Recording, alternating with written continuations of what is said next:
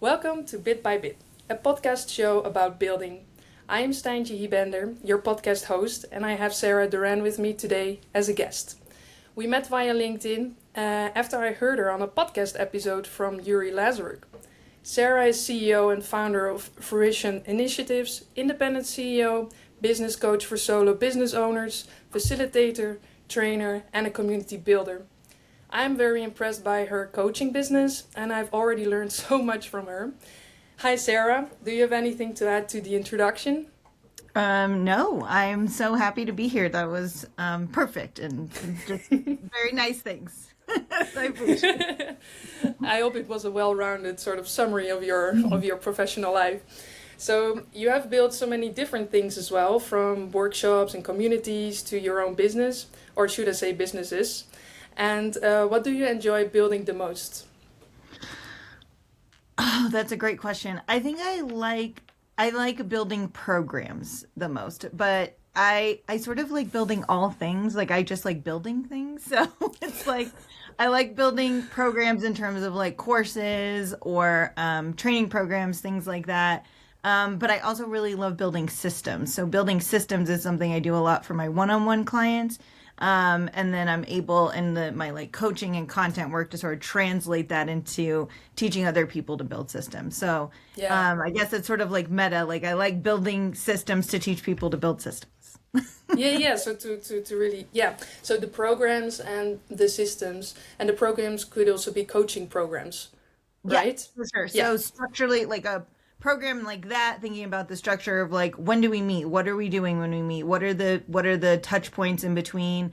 What are the like structures that are helping hold the community together? And that's sort of like a bigger version of when I'm running like a workshop where it's like, what is the content we want to cover? What do I want people to know by the end? How am I going to get them to that place in a way that isn't just me telling them what to do, but also giving them ways to implement it and practice the things as we're talking about it together? With your best practices, I guess. Mm-hmm. Yeah. So which product or service that you have built are you most proud of? I am definitely the most proud of the coaching program that I currently run, which is called the Solopreneur Collaborative. I've been doing it for almost 3 years now. It's sort of in the structure that it currently exists.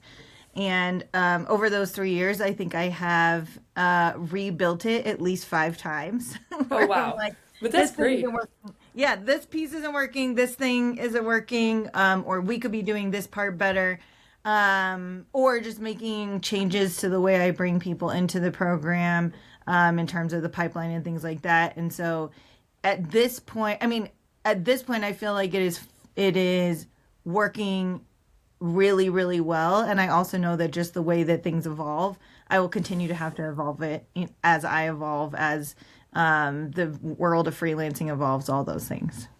So you keep iterating and you keep building and you keep maybe also throwing away parts that are not working Yep. and keep on building basically. Yeah, definitely. I mean, I think a good example of that is when I first started it. It's a group coaching program, so we meet as a group. At this point, we meet every other week. But when I first started it, I had incorporated one-on-one coaching in there too. I was like, every quarter, I'll do like a one-on-one session with all the members.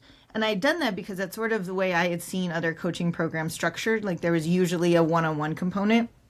And I started realizing that if you structure and facilitate the group program really well, you don't need the one-on-one Ah, component. you don't even And need what it. happened is Yeah. every time I did a one-on-one with someone, I was like, they would have gotten so much more value from this if they were talking about this with the group and not just with me.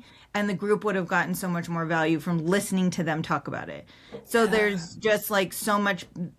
One of the things I continue to be amazed by is the power of a well curated, well facilitated group to really help each other solve the problems in our business.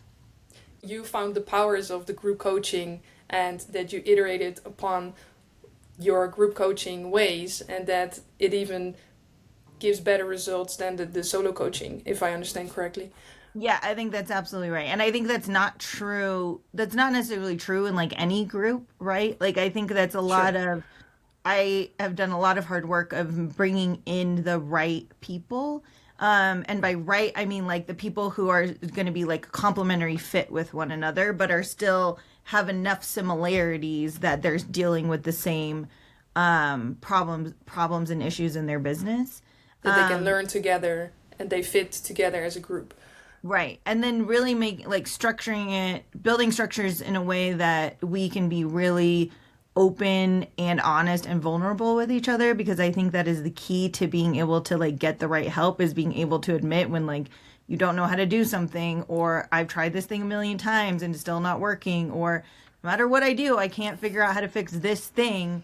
And at this juncture, I will say that like in most of the sessions when we're group coaching each other, I very rarely am saying things that other people aren't already saying. And so I think it's also Right. about removing me from this role of like the quote unquote expert.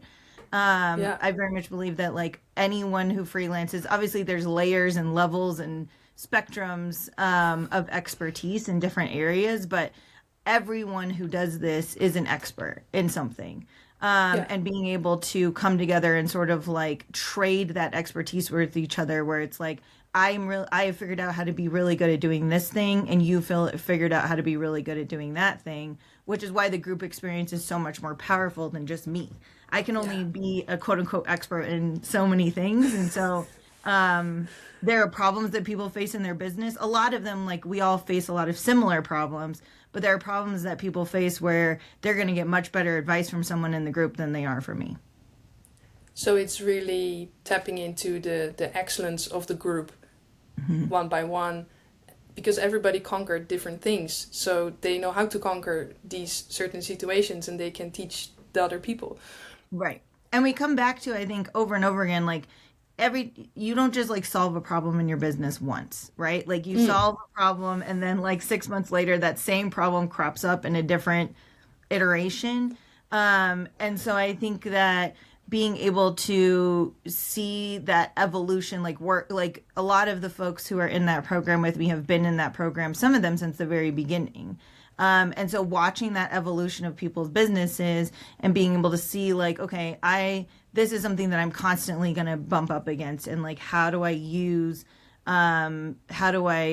leverage the group to be able to help me navigate that, while also knowing that like my problems in my business are going to evolve just like I am. Just because I solve a problem doesn't mean I'm not going to come up against a different version of that problem in 6 months. Exactly. Exactly. And how do you select these people? When you said you try to match them or kind of see if they will fit together, how do you know, or is there sort of a selection process or? Well, there's an application process. So I do I do like a one-on-one application call with anyone who wants to join. And really like I think it's a lot of it is about so there's some core criteria where you can't be a brand new freelancer. It has to be someone who's at least been doing this for I say at like between 1 to 3 years, but I think I've had some really incredible members who ran really successful side hustles for a few years before they went full time, and they're some of the like best contributors that I have. So not new, and then only like what I call like service based businesses. So I work with freelancers who are like delivering services one on one with their clients. It doesn't mean Yeah. that they're not trying to productize their services. It doesn't mean that they don't have subcontractors. Lots of the folks in the program do. But I think the difference there is it's very much like a B2B business model as opposed to a Yeah. more productized model, which is one side of my business. So like people who like sell courses or like making their money off of building content. That's a very different business model than people who are providing one-to-one service to their clients. And so that's sort of like the other criteria is like we want to having like a similar business model Yeah. gives us a nice baseline, although we're completely content agnostic. So that means that like anyone, like we have people who are like consultants in like the education space, graphic designers, photographers, writers, like all different kinds of service-based businesses. But like the fundamental underlying model is still pretty similar. Yeah. Yeah. So you probably, the selection process you've iterated on as well. Do you remember how you did it in the beginning? I mean, I think those criteria were still very much like those core criteria have still been in place since the beginning.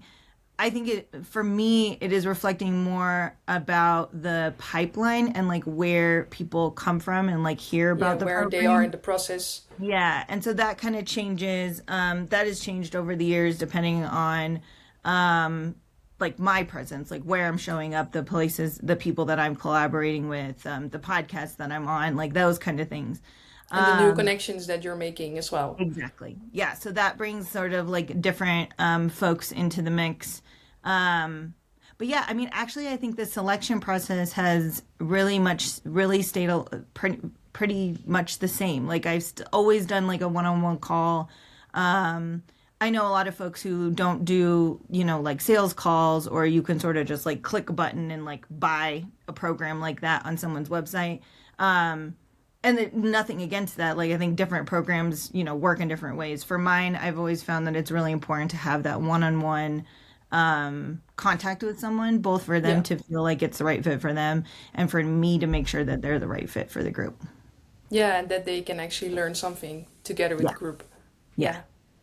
If you think back on what you've been building so far, what is your greatest milestone? I mean, I would actually say that my greatest milestone is just like getting this coaching program off the ground. I had done a lot of one-on-one coaching and like ran like masterminds before I did this. And when I designed this program and got it off the ground, it really felt like everything was sort of coalescing together. It was like the And it right was falling thing. into place. It was falling into place. Yeah. So I think that really like getting this program off the ground and then just being able to like maintain it and build it over the last 3 years is definitely, I think, the biggest milestone. Yeah. And did you celebrate it, or do you celebrate it at all? I think the anniversary is in April, but I would have to like go back and look at the exact date and I should celebrate it. So you're right. I sort of Yeah. like have April in my head as like that's the anniversary. But no, I do not officially celebrate it. So you're reminding me that I should do that. And is there anything that you would do differently in the building process of your company or the coaching program with the knowledge that you now have? Is there something popping up in your mind? I think the lesson that I learn over and over again is, and I think I've gotten better at this over time, is to not overbuild before someone buys it. So I have built lots of things in my career, in my business, that I thought was like the thing people wanted. And I spent a bunch of time and money and energy building it, and then no one bought it. Or like 5 people bought it. Like whatever. It just like what it wasn't. I didn't get the ROI that I Yeah. wanted to get from the time and energy I spent building that thing. And with the program, really I had outlined the idea, like it was a real thing, but I didn't actually build the structures until I sold it to the first person. Yeah. And so I like knew enough about it that I could sell it. Like it wasn't like I was selling something that wasn't real. But the first person that I sold it to, then I was like, oh shit, I need to build this thing now. So Now you have a stick behind the door, as they right, say. exactly. So then I was like, great, our first session is in a month. And I spent that month building the program, basically. So that I think is my biggest lesson. And I still make that mistake today. Like in 2025, I ran several workshops that like I thought were like the thing where I was like everyone is going to buy this thing, and they fell flat. And I ran some workshops that I was like I guess, and those are the Yeah. ones that sold. And so it was Oh, like wow. So you just basically never know. you never, well, I think there are ways to get proof of concept. But hard to it's really hard to do that in a way that I think gives you the right signals, that you're not just like seeing what you want to see.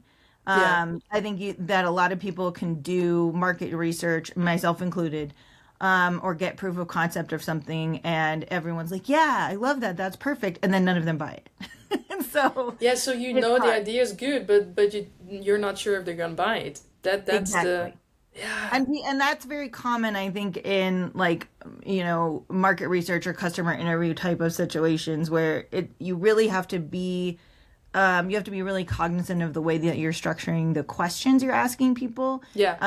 because people often, and it's not their fault, it's not like they're lying. It's just like It's a lot very of people, human too. right? A lot of people don't necessarily know the thing that is going to solve their problem or the thing that they would actually pay for to do it. And so you just have to be, and again, I also think it's never perfect. Like, I think there are ways of getting that kind of proof of concept before you spend a bunch of time building something. And also, I think the thing about being an entrepreneur is you are constantly going to, the faster you can try and do and fail and learn from Yeah. that failure, the better.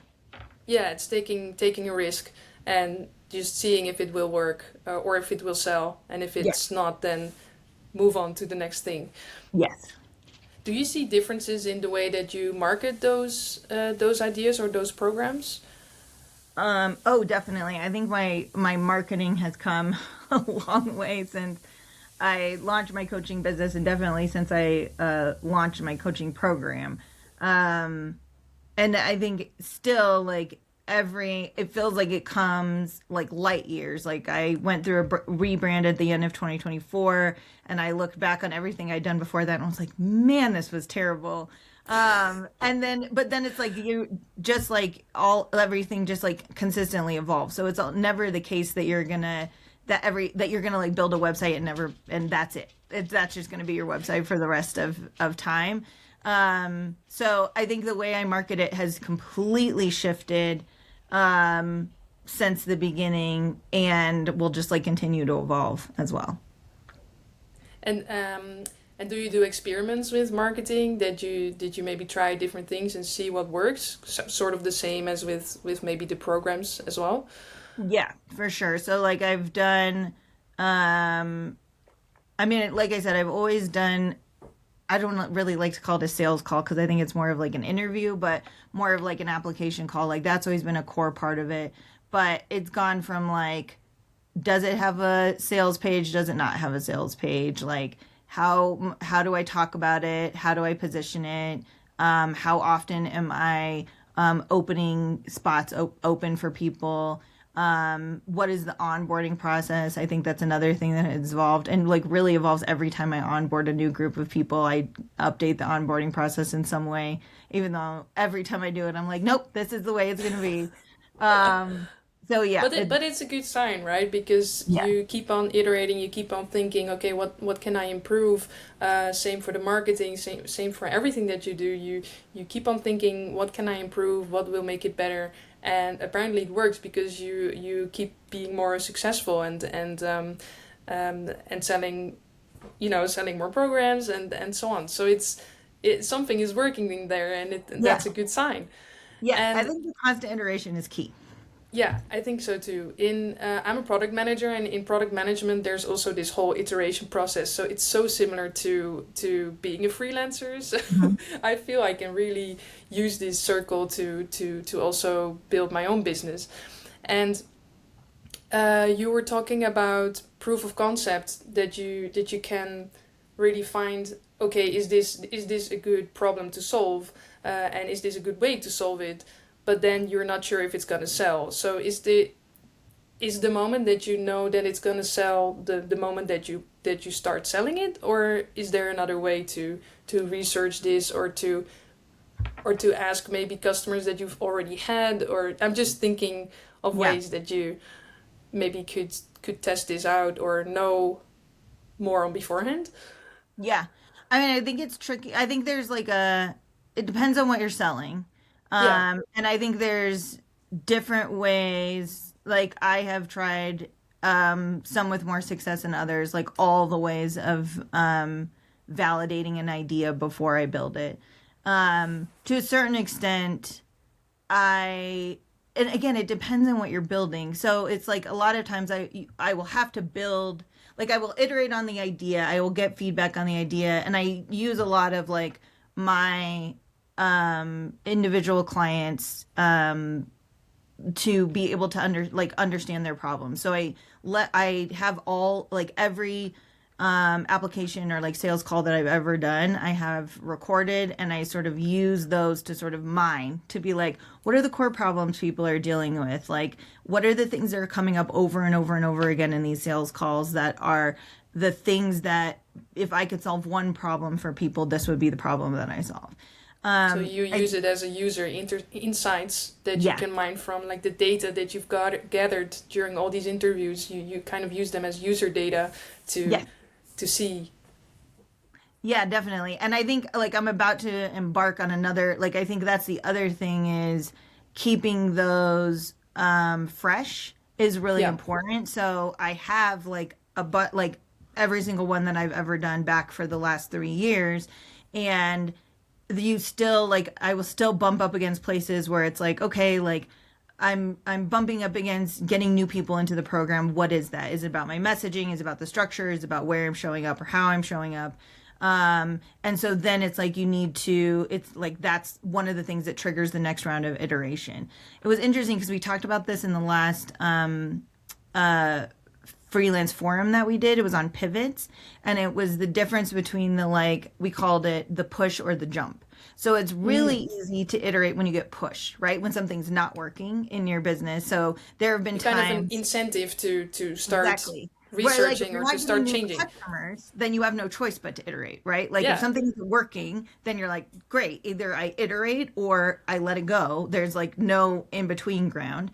And then there's instances where you get to make the choice to iterate, yeah, where something internally isn't working for you, where you're like, it seems like on paper it's working, but something isn't working for me.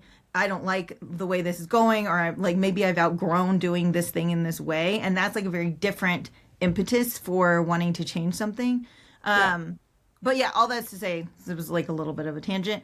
All that's to say that with that user data, I think just like everything else, like we've been talking about this like evolution is I like constantly have to be refreshing that user data so that Yeah. I'm getting what is fresh for people in the moment. And so I'm like literally embarking on another round of client interviews starting tomorrow, where I'm just going to sit down with as many of my current and recent past customers as possible and ask them, again, a very The- careful set of questions, which I have to draft today because my first interview is tomorrow. I haven't actually drafted them yet.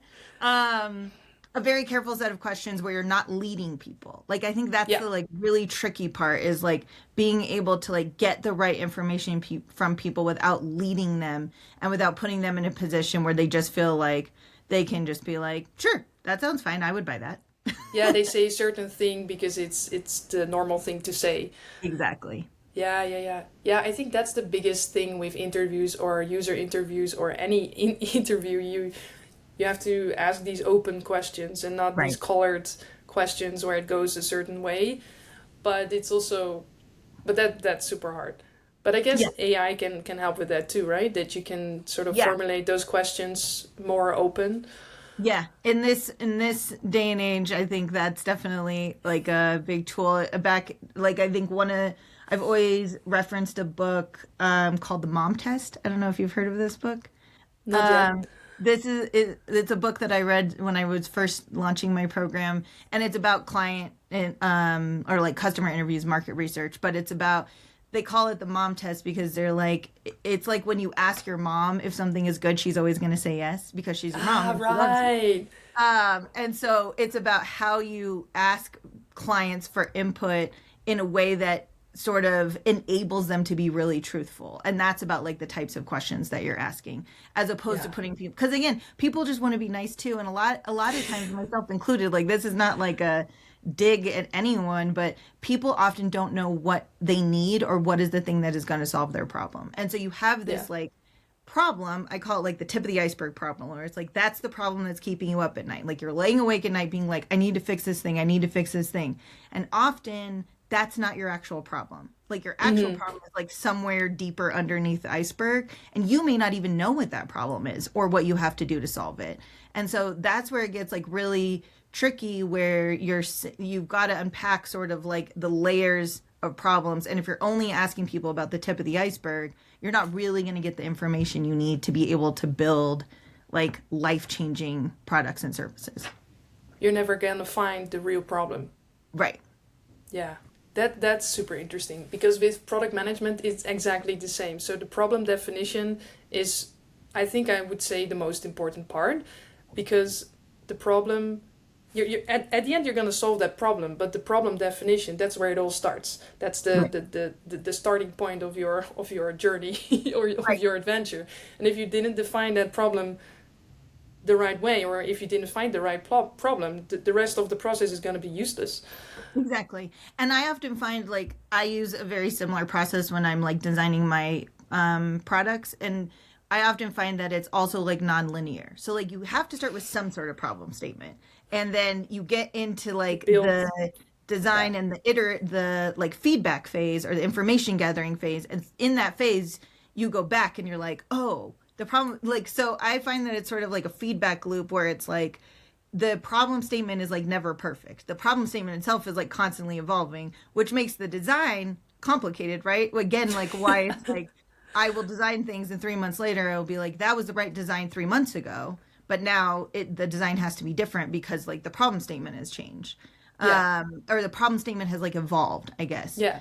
So yeah, it like I want it, and I think we all want it to be this like linear thing where it's like this is the problem, this is Tuk, tuk, tuk, this tuk. is the solution, this is the way I message it, and that's always going to be the thing that works, and that's just not how it It works. never is. Yeah, that's so true. But I'm loving this conversation so far. And what would your advice be to anyone that or somebody that wants to start building a product or a service? So the newbie, let's say. I would definitely say like whatever you think the solution is, it probably isn't that. So do the like do take it from someone again who has like built lots of things without actually asking people what they need. Um, do the work of doing the client interviews or like market research. Depending on where you are in the process, you may not have clients that you can interview yet. But the extent to which you can do some market research and really start to understand like what are the problems people are facing, what are the things that they have tried to solve those problems that haven't worked for them. I'm a big fan of like the jobs to be done theory, where it's like often the job that our product does, the competitor isn't another product that does that thing. It's like something else that could do that thing or doing nothing. Where it's like if I ask people what would you have done besides joining my coaching program, it isn't, oh, I would have joined this other coaching program. It's I would have just asked ChatGPT, or I would have done nothing, or I would have like listened to a podcast or bought an online course, right? So it's like There's really different channels. exactly, really Yeah. examining what is the job that your thing does and what are the competitors that do that thing. That's the thing you're positioning yourself against. And most of the time it's not an actual quote unquote human competitor. It's like all these other options people have to solve the problem that you're solving. So yeah, I would say definitely like do which this is a little bit of a catch-22. Do your research up front, get that input, and then try do fail as fast as possible. So Yeah. So don't get don't stuck. build. Yeah. Yeah, and Don't don't build the get stuck perfect being thing. like, I have to do 500 client interviews before I'm going to understand this, and the problem statement isn't perfect, and like just you like give yourself like a hard deadline. Like I'm going to do this for a month, and then I'm going to soft launch in whatever way you can to start getting the idea out there Yeah. before you built it. Yeah. Or Yeah. Yeah. before Exactly. you built like a minimum viable product, whatever version of that looks like, but just get it out there as fast as possible. I find so many people, which I actually have sort of the opposite problem where I like get it I like do it too fast, but I find so many people who have this like perfect enemy of the good mentality where it's like they're waiting for the product to be perfect, and I'm like it is never going to be perfect until it starts interacting with Yeah. people. Yeah. It's like that quote, like no plan survives first contact. Like as even if you think it's perfect, as soon as it gets out there, you're going to realize 15 things that are wrong with it. And it's better if you haven't spent 100 hours building it, like Yeah. spend 10 and then spend the next 10 after you get user feedback. Exactly. Yeah. That's super good advice. Which product or which service would you still like to build? Do you have some sort of wish list, or do you have something that you see yourself building in the future? Yeah, so I've been experimenting with a couple of partners about building an in-person retreat. We tried to sell one last year, and I think to all these points that we've talked about, I don't think our problem statement was clear enough, and I'm not sure that we did enough market research. Um, Retreats are also, I think, a hard thing to sell. You're asking for like a big commitment from the people buying it, both in terms of time, money, and like being on site with other humans that they don't know for a period Yeah, of yeah, time. that's true. Um, so that's something I think that whether it's a retreat or the other thing I'm exploring is I've started partnering with some co-working spaces here in Colorado to see about more like in-person offerings that I can be doing here. So for me, I think the next frontier is like in person, which is Yeah. interesting because it's not something that I have done, I don't think ever actually in my coaching business. In my coaching business, everything has always been online. Oh, wow. And so that I think is the next frontier for me. It's like a new era that you're gonna enter Yeah. into. Yeah. Exciting. Yeah. We'll see. I'll keep you posted. Yeah, definitely. So the four last question, I think it is very important to pay attention to your physical and your mental health when you want to keep on building things and when you're a solopreneur or a freelancer or a business owner. And is there something that you do around physical and or mental health? Yeah. So I am an avid exerciser. It's almost like a an addiction that I exercise like a lot. But it is a thing, it is one of those things that I know if I skip it for a few days that I am fundamentally like not functioning at my best, not just in my business, but like in my life with my family. So it's one You of those feel it. things that, yeah, it's for me, it's like one of those non-negotiables. It's built into my work week that that is something that I do. And then the other thing that I do that I try to do with fidelity, but I am not going to pretend that I am the best at this, but it has become something that I think is almost like the most important thing that I do every day is I just have like a daily practice where I have some like affirmations that I read to myself. I meditate for a period of time. Like it is always the easiest thing to fall off my calendar. And I have realized more and more, especially over like the last 6 months, that it has to be the non-negotiable on my calendar because I can get to the end of the day and feel completely burned out. Especially because I can get, because I'm an overbuilder, I get super focused and really love what I do, which I think makes it a lot harder to draw boundaries around it. So those are the two things that I try to, well, the exercising sort of already happens just because it does, but the Yeah, you daily really practice, build it into your daily yeah, life. yeah, the daily practice is something that even though it's like 15 minutes, it's always like, well, I could use that 15 minutes to answer these 5 emails and I Oh, let it yeah. get in the way. So that's Yeah. something that I'm trying to be a lot better about. And I think also with meditation or sort of this self care, Mhm. you only start doing it when you're feeling less than good, Right. and then but you actually have to maintain it also when you're feeling good because then you can keep on feeling good. Right. And we only start doing it. It's very human, I guess, to only start doing it when you're not feeling the best. And it's really something that we can all learn from and really try to build into our daily practices. Yeah, I'm absolutely. trying it too. Yeah, I mean, I think it's like my New Year's resolution for my entire life. And I always am like, I'm going to do this. And then I inevitably fall off. So, Or you could do it with somebody else, like yeah, your accountability partner. I don't know if you right. have someone, but The other thing that I find is like different sitting meditation isn't always like the right thing for everybody. So sometimes it's like walking or doing yeah, something like that, just taking that break. For me, actually, a real game changer is I try to eat lunch away from my desk every day, yes. which has been, I did not think it was going to be a game changer in the way that it is, even if it's just like 15 minutes. But that is another thing that have been trying to do better on. And then not doing anything while having the lunch. So not on the Exactly. phone, not on, stuff like Yeah. that. Oh, that happens to me too. Yeah. Hard one. It's a hard one. Yeah. So the last question. I'll put your website and how to contact you in the show notes. Is there anything else that you want to share with the audience or with the people that are listening? I don't think so. I mean, I guess, and you know, because you've been to a couple of these events, some of the favorite events that I run, which are 100% free, as opposed to a lot of my other paid I offerings, love are that. the forums. And so there's always one up on my website. I'm not exactly sure when this will air, but we have one coming up that's about referrals. And we just did one about pivots. So those are always really great events that I think are a cool format because it's more like people getting to talk to each other, not necessarily just like experts giving people answers. Yeah. So that I think is always like the nicest entry point if you're interested in hanging out with me a little bit, learning more Yeah, about I've what. been to a couple of your events of the forums, and it's Yeah, always a super nice group, super nice people, and it's a really great way to learn a new thing about freelancing. yeah. Cool. So yeah, so I So think that's my like that would be my main avenue to come get to know me. cool. Well, thank you so much for this conversation, and yeah, let's keep in touch. Thank you.